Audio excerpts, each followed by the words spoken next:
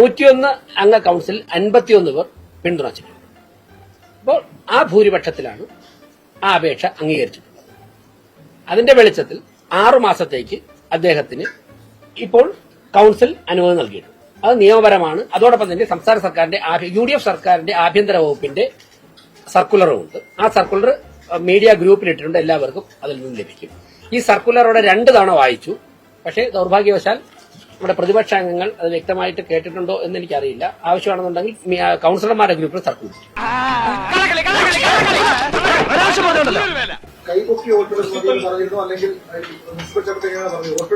Municipal ചട്ടത്തിൽ എങ്ങനെ വേണമെന്ന് പറഞ്ഞിട്ടില്ല. മേയറുടെ ഡിസ്ക്രിപ്ഷനാണ്. വേറെ ഏതെങ്കിലും തരത്തിൽ വോട്ടെടുപ്പ് വേണമെന്ന് ആരും ആവശ്യപ്പെട്ടില്ല. കാര്യം ഗവൺമെന്റ് തന്നെയാണ് പറഞ്ഞിരിക്കുന്നത്, നിങ്ങൾ ഇങ്ങനെ ഒരു അപേക്ഷ കൊടുത്താൽ താങ്കളുടെ കൌൺസിലർ സ്ഥാനം സുരക്ഷിതമായിരിക്കുന്നു എന്നാണ് ലാസ്റ്റിലായി. സുരക്ഷിതമായിരിക്കുന്നു. അല്ല, ഇത് അവതരിപ്പിച്ചപ്പോൾ അദ്ദേഹം അതിനെ പിന്തുണച്ചതാണ് ഞങ്ങൾ കണ്ടത്. അത് അദ്ദേഹം കൈയുയർത്തി പിന്തുണച്ചു. അദ്ദേഹത്തിന് പിന്തുണച്ചു എന്ന് കൌൺസിൽ ആവർത്തിച്ച് പറഞ്ഞപ്പോൾ അദ്ദേഹം കൈയുയർത്തി തന്നെ പിന്തുണയ്ക്കുകയായിരുന്നു. അതുകൊണ്ടാണ്. ബാക്കി എന്താണ് എന്ന് അദ്ദേഹത്തോടെ ചോദിച്ചു. ഇവനെ സൂക്ഷിക്കണം, അവന്റെ കണ്ണിൽ എന്തോ തീക്ഷ്ണതയോടെ കത്തുന്നു. ദീപക് പറഞ്ഞത് പണം കൊടുത്താണ് സുധീഷിനെ വിലക്ക് വാങ്ങിയതെന്നാണ്. അങ്ങനെയാണെങ്കിൽ ശ്രീകുമാർ എന്ന CPM കൌൺസിൽ വരാത്തതും അതുകൊണ്ടാണോ? മാത്രമല്ല, ഞാൻ ചോദിക്കട്ടെ, ഒരു സ്വതന്ത്രനായിട്ട് ജയിച്ച ഒരു കൌൺസിലർ അദ്ദേഹത്തെ അങ്ങനെയൊക്കെ വഴങ്ങുന്ന ആളാണെന്ന് അങ്ങനെ പറയുന്നത് ദീപകിന് എന്താ സംഭവിച്ചത്? മുമ്പൊന്നും ഈ പ്രശ്നമില്ലായിരുന്നു ദീപകിന്. ഇങ്ങനെ കുറച്ചുകൂടെ ഒരാളിനെ അദ്ദേഹം ഇങ്ങനെ വാങ്ങിക്കൊണ്ടൊക്കെ മാറുമെന്ന് അധിക്ഷേപിക്കുന്നത് ശരിയാണോ? അതല്ല ഉദ്ദേശം.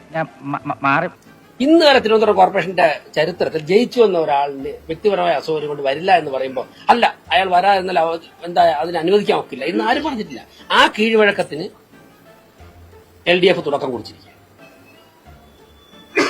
ഇനിയിപ്പോ ഏതെങ്കിലും ഒരു അംഗം സുഖമില്ല അടക്കി വേറെ എന്തെങ്കിലും ആവശ്യം കൊണ്ട് പറയുമ്പോഴേക്കും അപ്പുറത്ത് 50 പേര് എഴുന്നേറ്റ് നിന്നിട്ട് അനുവദിക്കാൻ പറ്റില്ലെന്ന് പറഞ്ഞാൽ ഒന്നും കുട്ടി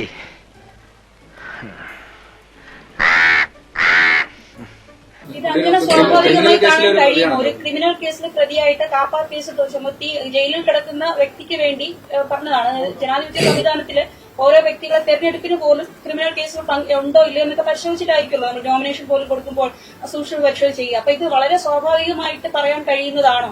ഈ അസുഖം ബാധിതരായി അവധി ചോദിക്കുന്നവരുമായിട്ട് കമ്പയർ ചെയ്യാൻ പറ്റുമോ? എന്തൊരു ചൊറിച്ചില്. നിങ്ങൾ അങ്ങനെ സ്വാഭാവികമായിട്ട് കാണണ്ട. അല്ല, വളരെ സ്വാഭാവികമായി മേയർ പറയുന്നു. അതുകൊണ്ട് അല്ല, അങ്ങ് സ്വാഭാവികമായിട്ട് കാണണ്ട. ഞാൻ മേയറല്ല, സംസ്ഥാന സർക്കാരിന്റെ സർക്കുലറും കൂടെ ഉണ്ടല്ലോ. അല്ല, ഇത് സ്വാഭാവികമായി കമ്പയർ ചെയ്യുമ്പോഴേ നമ്മള് ഞാൻ പറയുന്ന അങ്ങ് അങ്ങനെ കമ്പയർ ചെയ്തോളൂ. അങ്ങയുടെ പെർസ്പെക്റ്റീവിൽ ഇന്റർപ്രറ്റ് ചെയ്തോളൂ. കിട്ടിയാ? ഇല്ല, ചോദിച്ചു വാങ്ങിച്ചു. പോവാ.